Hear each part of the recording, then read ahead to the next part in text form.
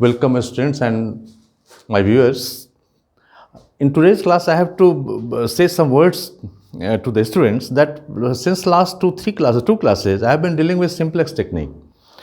Regarding simplex, I have to tell that whatever simplex method I have been dealing in the class, this is not the classical simplex which came in 1947.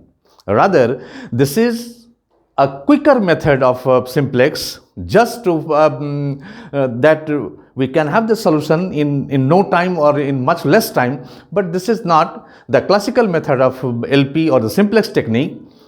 So I have first explained this method of just finding solutions of any maximization problem by the quicker method.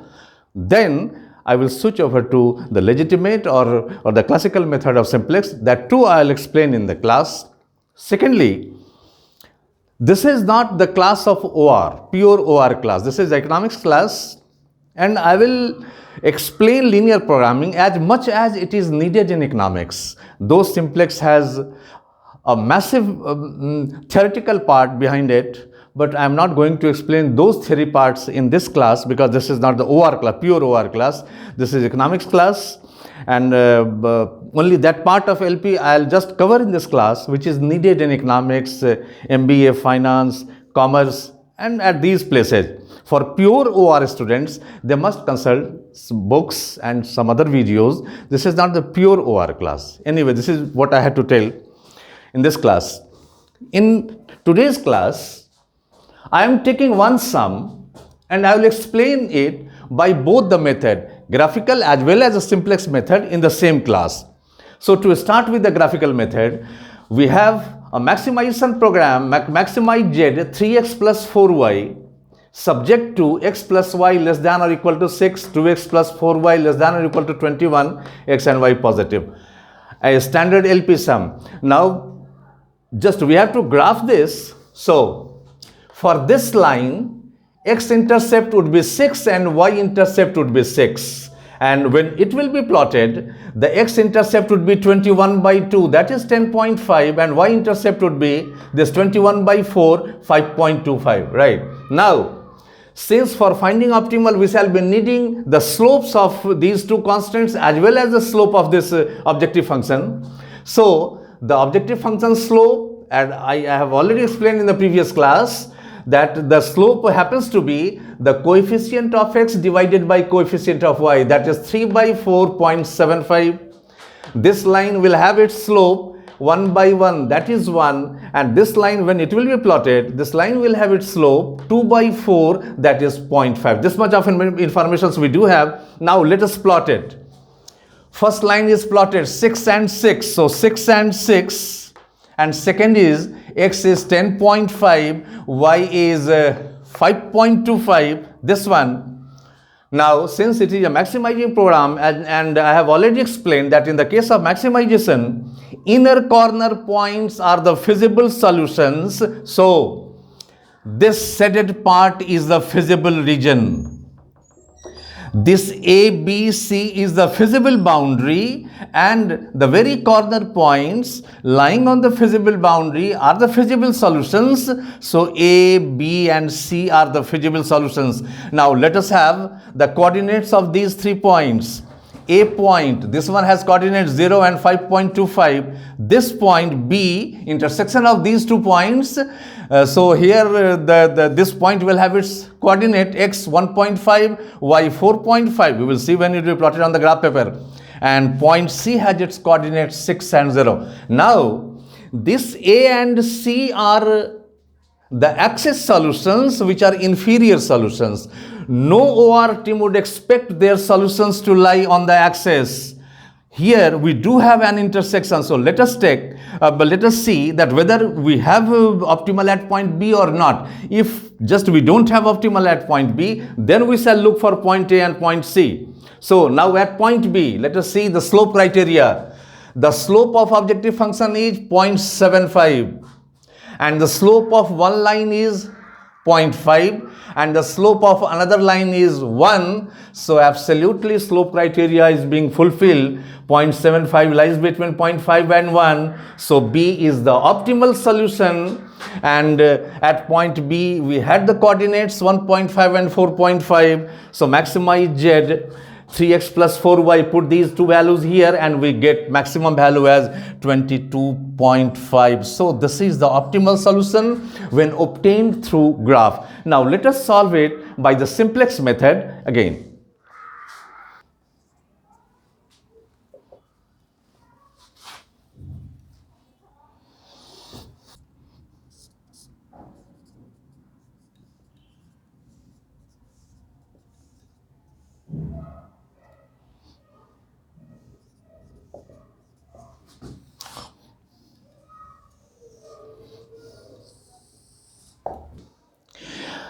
Now, the same sum is going to be solved by the simplex method. So, first we had seen in the simplex that all the inequalities have to be converted into equalities by using slack variables. Slack means less. So, something was less. That's why S1 has been added up to make it equal. So, x plus y plus S1 6 and 2x plus 4y plus S2 21. When we arrange in this way, then we come over to first table. Now in first table, the original decision variables are taken as 0. So the first table, we have basic variables as S1 and S2, because if x and y is 0, then S1 6, S2 21. So for first table, our basic variable is S1 and S2. So S1 and S2, these two had their own values 6 and 21. Now we take here the coefficients of x and y. This is arranged here in the original. If x and y is 0, then z is 0. Now I had told in the last class that here we have to take the negative coefficients of x and y. So minus 3 and minus 4. And again I would like to remind that this table will be improved till all the entries against this becomes 0 or positive. So this is a final. So this first table will be improved to second, third, fourth, fifth, till we shall wait that all the entries against Z becomes 0 or positive. Anyway, now in the first table, what we have to decide, that these two variables were not in our model. So these two should not be here. So we have to remove one variable at one time. So one variable will be removed from here, and among these two decision variables, this will come into the space or in the basis. Now for that, we calculate this pivot column. Pivot column rule is, we look for the largest coefficients of decision variable in the objective function. Absolutely 4 is the larger, so y becomes the pivot column. Once we have decided pivot column, then we have to decide about pivot row. For this, what we do, we divide the values of S1 and S2 by the corresponding values in the pivot column. So 6 by 1 and this 21 by 4. This becomes 6 and 5.25. We have to take the minimum ratio. So this becomes pivot row. So this, in the next table, this will be the outgoing variable and it will be the incoming variable. So y will take the place of S2 and S2 will take the place of y, and few more calculations. So now from this first, we switch over to second table. Now this was the first table. Now we have to switch over to second table. This was the pivot row, this was the pivot column. So first of all, what we do, interchange the variables of pivot row and pivot column. So at place of S2, y has come, at the place of y, S2 has gone. So first. Secondly, in the first table, the element in the intersection of pivot row and pivot column is pivot element, and pivot element was 4. Now from next 3-4 steps have to be followed, which I have already explained in the last class. The students who have any problem may look for the last class. They will get every information over there, and I have written there all the steps. So now what do we do? First, for the second table, for any next table, we interchange the variables of pivot row and pivot column. Secondly, we take the pivot element in the next table in a reciprocal form at the same place. So 4 becomes here 1 by 4. Now thirdly, each element of the pivot row has to be divided by the pivot element. So this is 21 by 4 and this is 2 by 4. Absolutely it is half. Next, we have to make some operations in the pivot column. What do we have to do? In the pivot column, we divide each element by pivot element and multiply it by -1. So 1 by 4 into minus. So minus 1 by 4 and this is minus 4 by 4 into minus. So it has become 1.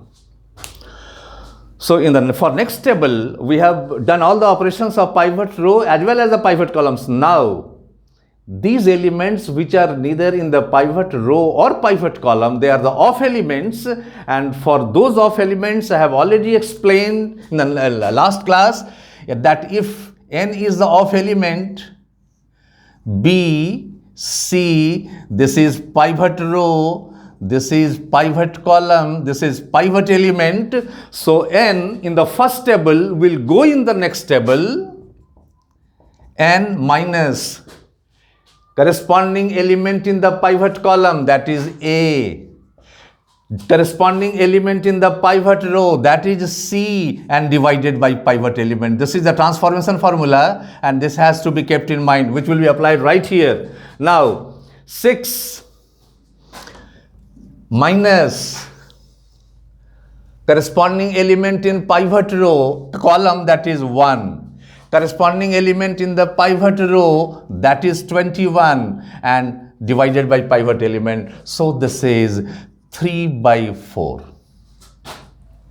So this is 3 by 4. 0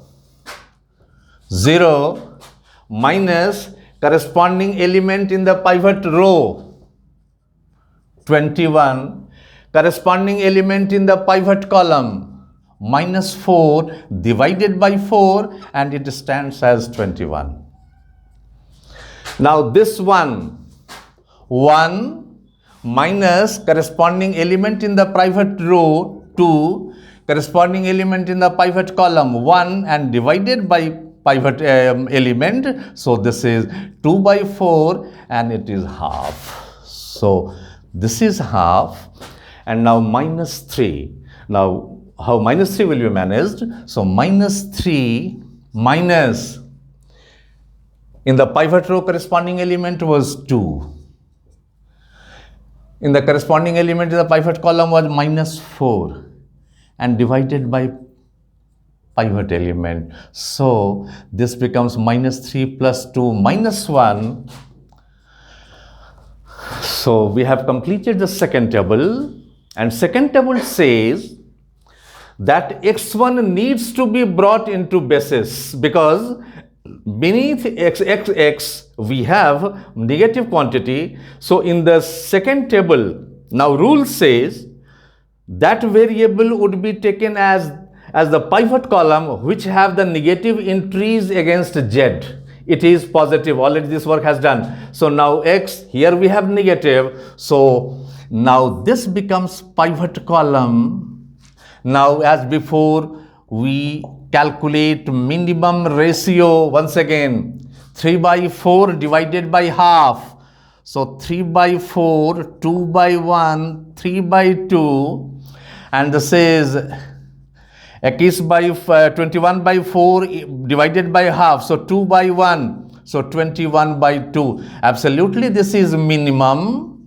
So this becomes pivot row. So in the third table, S1 is the outgoing variable and X is the incoming variable. So now we must see what happens in third table, because as yet we are not at the optimal solution, because still we have one entries as negative. So let us move to the third table.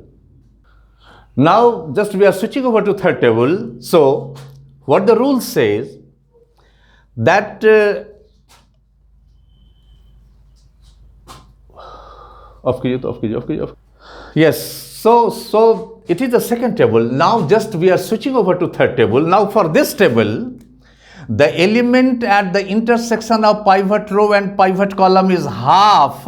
So this half is our pivot element. Now for the third table, what we have done, we have interchanged the variables of pivot row and pivot column, x and s1 have. Now next is, we take the reciprocal of pivot element in the next table at the same place. So reciprocal of half is 2. Third step is, we divide each element of pivot row by the pivot column. So 3 by 4 divided by half, so it becomes 3 by 2, and minus 1 by 4 divided by half, so it becomes minus 1 by 2. Well, we have done the work of this pivot row for the next column. Now, fourth step is, we divide each element of pivot column by the pivot element and divide it by minus 1. So half by half, 1, and minus, so minus 1. Minus 1 by half, it becomes minus 2, and multiplied by 2, so it becomes 2.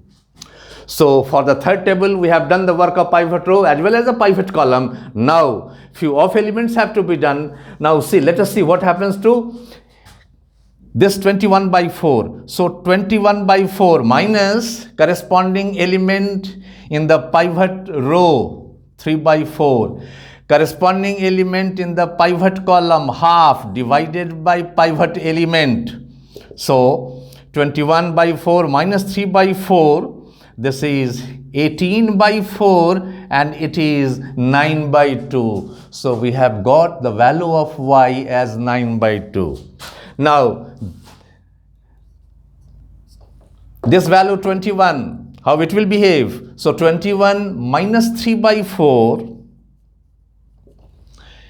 into corresponding element in pivot column and divided by the pivot element. So it becomes 21 minus minus plus, and 3 by 4 divided by half. This becomes 3 by 2, and it becomes 45 by 2. So this is 45 by 2. Now these two entries, 1 by 4. So 1 by 4 minus corresponding element in pivot row, 1 by 4, corresponding element in pivot column, half, divided by pivot element, minus minus plus, it becomes 2 by 4, that is half. So it is 1 by 2, and now the final element is 1. So 1 minus corresponding element in pivot row, minus 1 by 4, corresponding element in pivot column, that is minus 1, and divided by pivot element. So 1, 3 minus, we have minus, and this is 2 by 4. So this is 2 by 4, and it is half. So right now in the third table, what we observe, that each element against z has become positive. So this third table gives us the solution, and here is the solution. Z is maximum at x 3 by 2, y 9 by 2, and maximum z is 45 by 2. What we have got through the graphical solution. Thus we have optimal solution in third table, where x is 3 by 2, 1.5, y is 9 by 2, 4.5, and maximum z is 45 by 2, that is 22.5. So in this way, I have explained, taking one sum, and I just made it through graph as well as through linear programming with the simplex technique. Now in next class, we shall see this simplest technique in original form. I will explain in the next class. So this is all for today. Thanks.